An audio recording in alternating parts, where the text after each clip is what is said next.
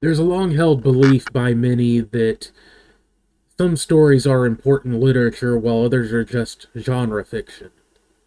People are told that if a story has dragons and starships, it's escapism, but if it's about a middle-aged professor having a midlife crisis, it's profound.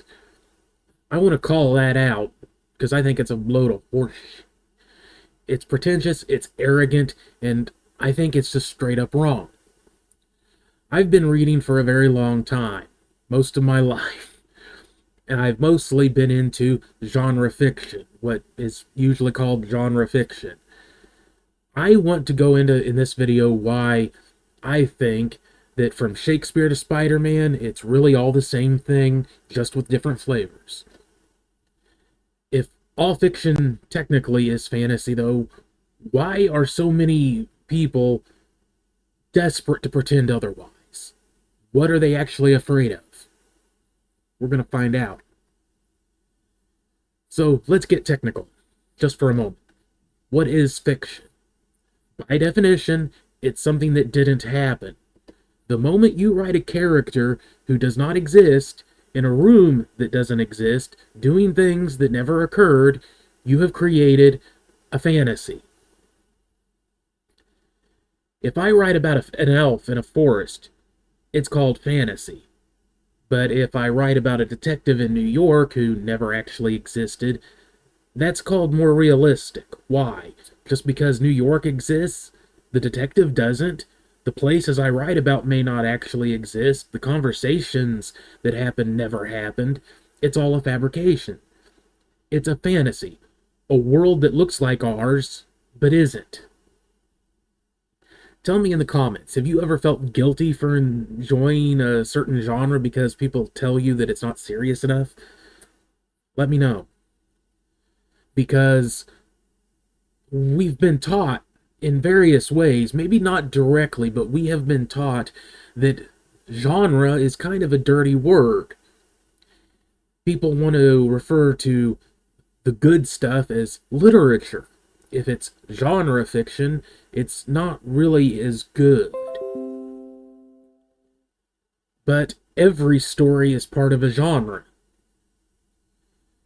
Literary fiction, literature, isn't an absence of genre. It's just different genres that follow different rules, different tropes, often involving slow pace and internal monologues. And really, all genres are just different flavors of what if. This brings me to what I think is the core issue, and it's something I despise: pretentiousness. There is a special kind of arrogance in placing one's own taste above others. You see it when people say, and I'm calling out Bill Maher specifically on this one because I remember that goddamn spiel that he went on a few years ago. Comic books are for kids, and I don't remember if he was one of them, but of course it's always been around. Animation isn't a medium for serious storytelling. Watch Grave of the fucking Fireflies and tell me that that's not serious. Or Akira, any of the other classic anime movies. They are suggesting that if your characters have pointed ears or if they live on Mars, their emotions somehow mean less. That a father's grief in a sci-fi novel isn't as deep as the father's grief in a contemporary drama. And I don't get it, honestly, the arrogance of it.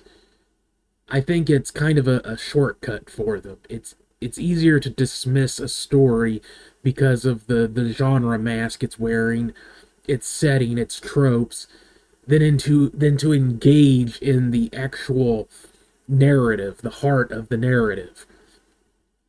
If you think that an elf can't represent the human condition, whatever the fuck that's supposed to mean, you're not looking at the character, you're just looking at the ears.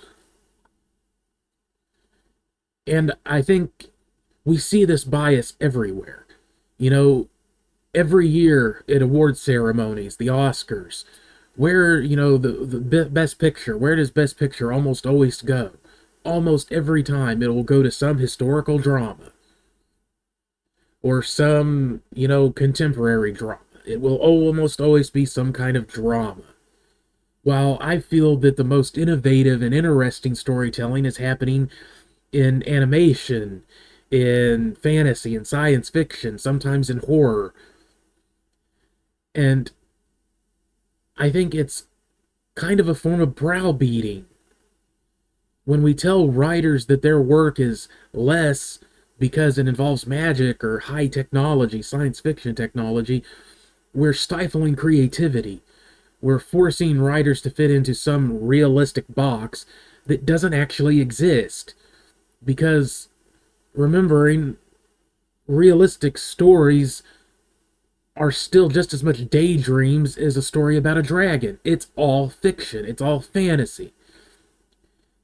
It's just a daydream about an office instead of a castle.